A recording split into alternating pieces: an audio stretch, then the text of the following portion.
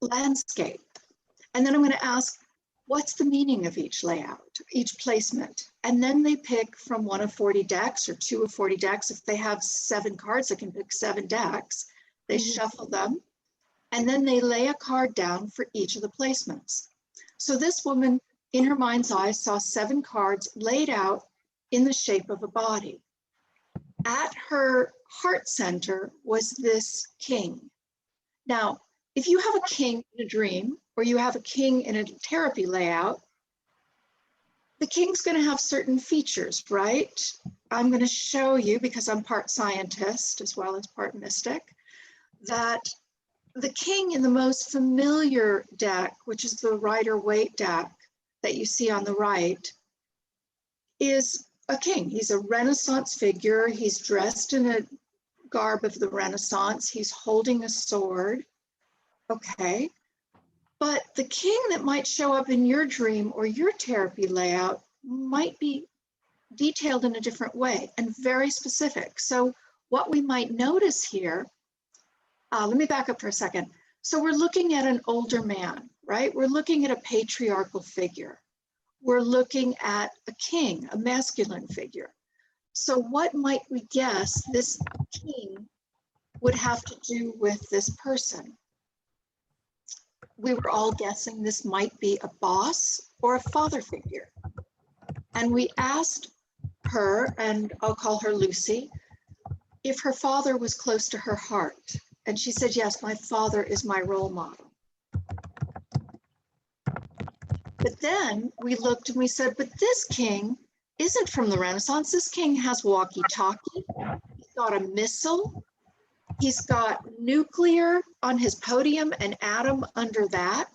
This king seems like he's a scientist and he can communicate with people from a very vast level of information with these earphones, walkie-talkie. Well, in fact, Lucy's dad was a scientist, a nuclear scientist who worked with the atom. So we knew we were dealing very specifically with Lucy's dad. Well, the issue is, for a training psychotherapist, you need to be able to trust your emotional intelligence. Lucy, with her father as her role model, tended to value, as scientists often do, her intellect more than her emotions. And that wasn't fully giving her balance in her life. So we asked her if she wanted to move her dad off her heart center and shift things. And she said, no, I don't. But therapy will oftentimes stimulate dreaming because, again, images stimulate the unconscious. And so then she began having dreams where her father moved next door. And she began to have a much more balanced relationship, both with her father and between her intellect and her emotional intelligence. So this just gives you an example. I can give you another one if you want. I don't know how much time we have.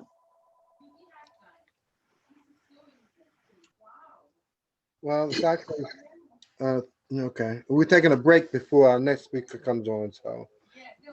All right, I can stop here. Okay. I can give another case, so it's up to you, Elton. Okay. Oh, no, 10 minutes? What's the break? Okay, okay. The break. Okay, the break. Okay, go. I'm saying, what I'm saying is 10, so how much time do you need? Go. Go. I'm sorry. Can you hear me? Yes. Okay, go. Just continue. 5 more minutes? 10 is fine. Terrific. All right, Let me give you another example.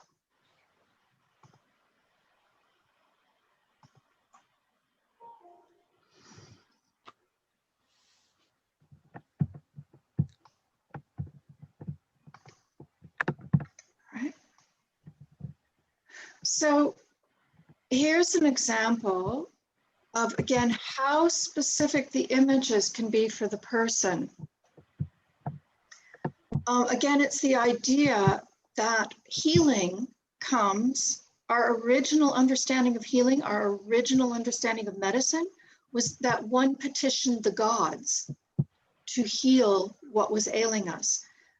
Renee's whole talk was about that, right? you're petitioning the God energy through Reiki to bring about the healing. So Tarotpy is petitioning the gods essentially, or the person's highest consciousness, to bring through an understanding of what the problem is and then what the solution is. This was a situation in which a woman came to me extremely depressed. I'll call her Susan. Susan had been fired from a job, and it threw her into a terrible depression. I'm sorry, can somebody, Some of you guys need to mute so we can hear can somebody mute? Go back to his. Elton, I think you need to mute. Okay, sure thing. Mhm. Okay, I'm thank you. trying to find oh, my bad. Okay. So Okay. this woman had been fired from a job. She went into a terrible depression. She was a very competent woman who had worked many, many years in her industry. And as we began to talk, it became very clear that she had had a series of deaths in her family, but that they didn't talk about it. And so underneath the depression was also a lot of grief.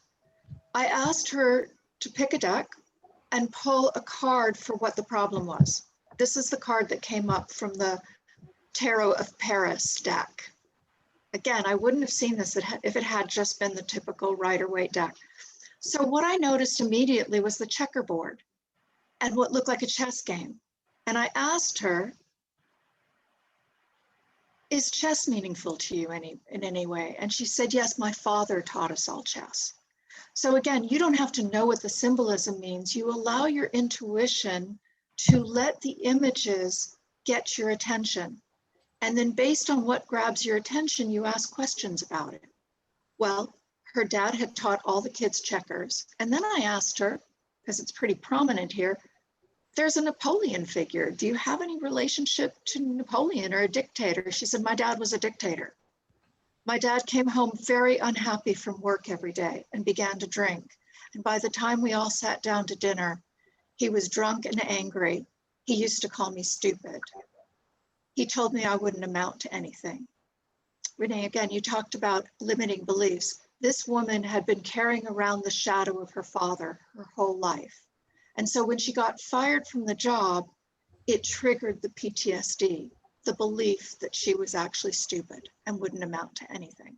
So I asked her to pick a picture for what would be the remedy. And she picked this.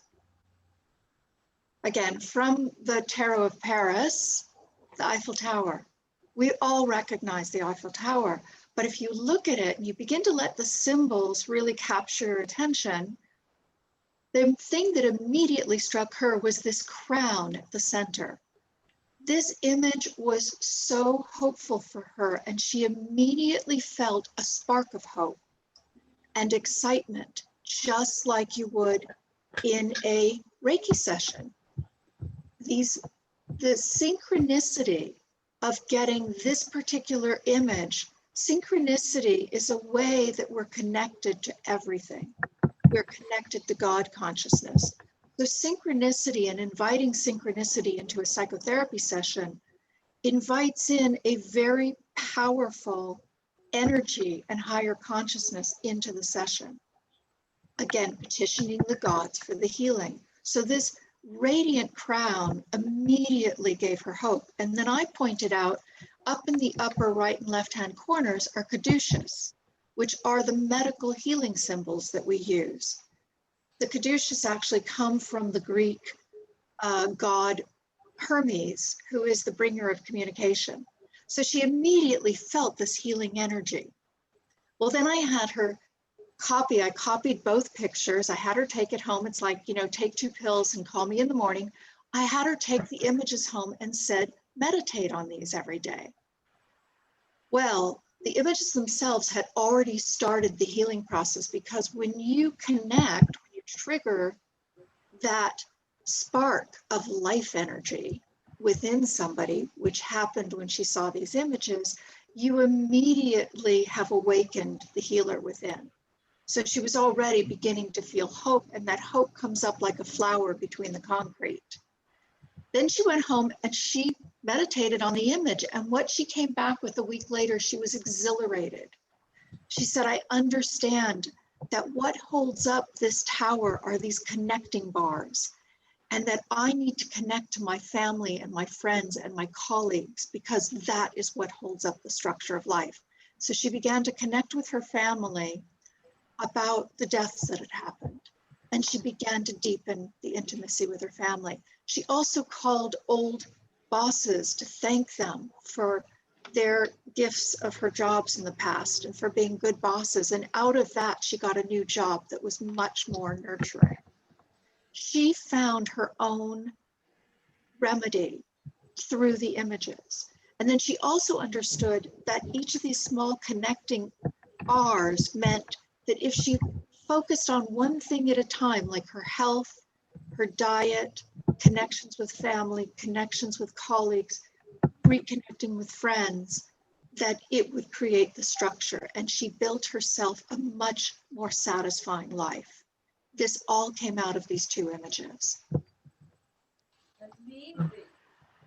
And another thing I'll just say quickly, I know I hear a question, let me just say quickly that what I have found is that sometimes this one session of therapy will make profound shifts and bring people out of depression within a session, within several sessions, far more than with traditional therapy, again, that might take months, sometimes years. Mm. Well, thank you so much. Thank you so much for one simple question though. yeah. It looks like you you studied at the Sorbonne and in Paris. Was that relative to the impacts for the research and behavior that way, or what particularly? How did that impact your current work? Well, thanks for the question, Elton. It's actually funny, that synchronicity with the Eiffel Tower, isn't it? So yeah. I studied semiology as an undergrad. I did a year abroad in Paris. Semiology is the combining of linguistics theory, psychoanalysis to study the meaning of images in films, to study the underlying meaning of images and symbols and story. So my early background was actually studying images and psychoanalytic meaning. And that led to my understanding of dreams and therapy. It feels as if I also went into film theory, I went into film production, and I realized once I became a psychotherapist and began integrating the use of these images with psychotherapy, that my entire career, even though I went through several careers, was always interweaving the relationship between psychoanalysis or healing and imagery. Oh, wonderful. That's amazing. If you don't mind, would you make sure we have your contact information in our chat so we can reach out? That'd be great. Thanks so much. Yeah. So insightful. Thanks so much. We're just running out of time. We want to stay on top of that. We really appreciate you doing that. Everybody give her a hand. Thank you. Very good. Very good. So Rainey, I'm going to, Esther, happy Esther's Day, by the way. Today is your day. So can you wrap us up, and then we'll bring Doreen to talk about Alzheimer's and dementia. Thank you. Sure.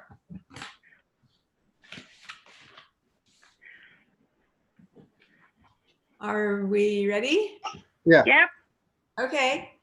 Oh, wow. Lauren, that is amazing. And I want to be sure and get your contact information because I want to talk at you or to you or something. Same. So back to shamanism. One of the things that, I made some notes before this that I was going to use on this talk. And last night when I was looking at them, I thought, who are you kidding, honey? You don't know diddly about shamanism. And I don't. I mean, it's a lifelong pursuit. And I have the utmost respect for people who have done that and continue to do it. And I've done a couple courses with Alberto Violdo, who is a shaman. He's also a PhD in medical anthropology and psychology. He started an organization called the Four Winds Society, and he's training shamans. And we know that this sacred knowledge was hidden about 450 years ago, and so it could be preserved and not misused. And it's starting to make its way back into the mainstream now, with books like The Four Agreements by Don Miguel Ruiz, is it, I hope? Yes. And any number of other books like that. But I'm delighted to see people like Dr. Violdo doing this kind of thing. And he's training shamans, and he's got students all over the world now. So, wow. I think this is one of the ways that we get out of the collective nightmare. So it was interesting that of the things that I could talk about, I mentioned the good death, because that isn't something that we particularly, well, we are afraid of it in Western culture. And so we stuff the things we fear, and they tend to make us sick. So the question is, if we're living a collective nightmare, how do we wake up? And the way we wake up from a collective nightmare in shamanic thinking is the same way you wake up from it in epigenetics or Reiki, and that is you change your thinking. And so the first step is to realize that life is a dream. And for me, that translates into running our lives from our subconscious.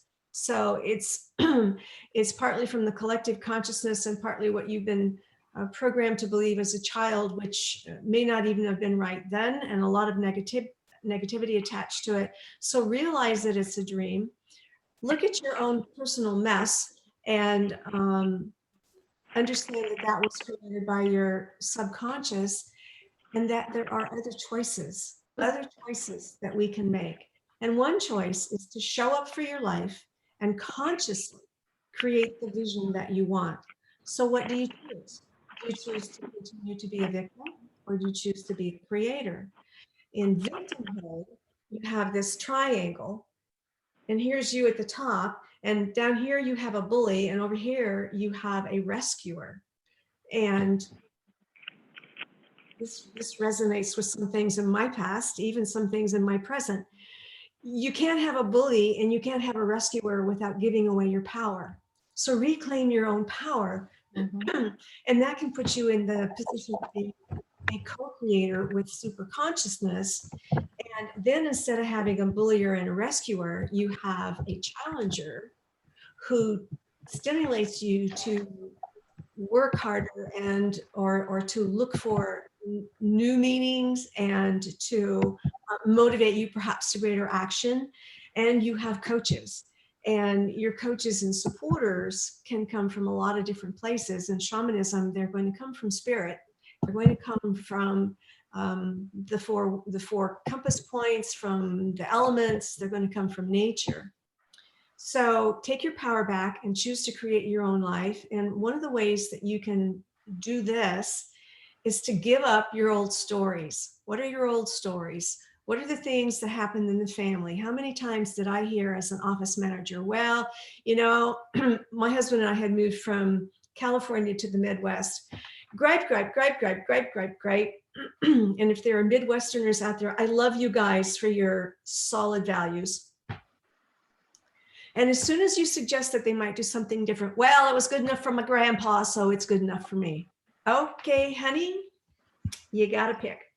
So give up your old stories. Don't tell them anymore. Don't listen to them anymore, and make up new stories and write them down if that's something that works for you. Don't write them down, tell them, and attach a high frequency emotion to them. You can meditate on them. I liked meditating on the card that Lauren was talking about. Mm-hmm. And then next, we can let go of perfection.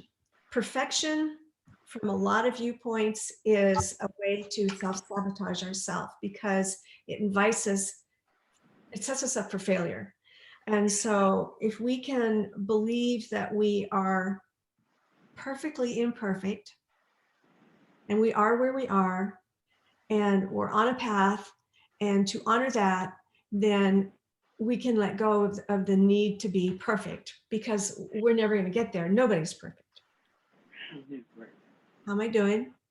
You're doing great, but we have to stop, but we'll bring you back. We'll bring you back. So we got the book. As I said, every session we're giving away a prize. So I want to just quickly do the quick thing and, you know, shake it, and see. Oh, Ernestine, Mother Ernestine, Mrs. Ernestine, Deaconess Ernestine, you win a prize. The Quantum Leap. This is a fiction book. And if you enjoyed Rainey's session, well, you will enjoy the book. All right. So thank you.